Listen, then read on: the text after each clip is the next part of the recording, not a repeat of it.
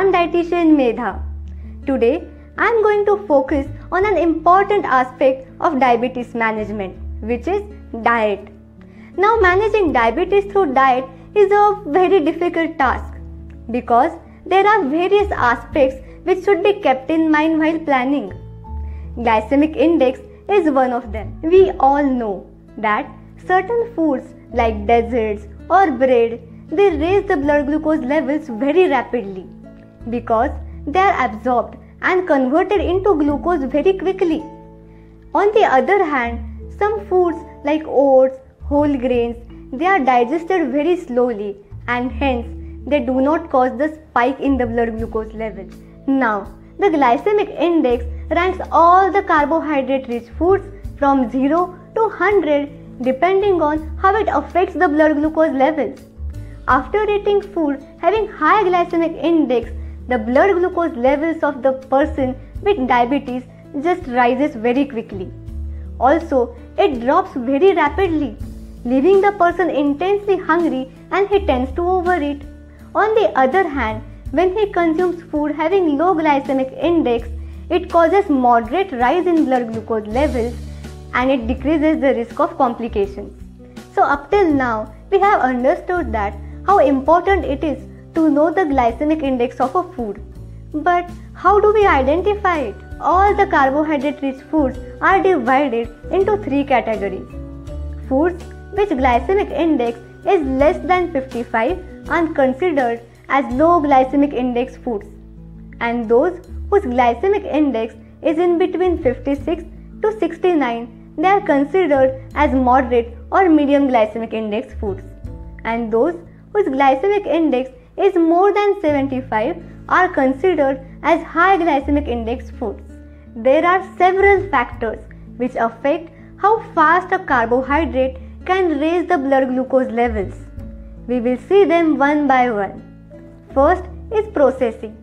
During processing or refining, carb loses its natural fiber and it is metabolized into glucose very quickly. Second is its structure. Different carbohydrates like fructose, glucose, sucrose, they have different structure which affects their GI.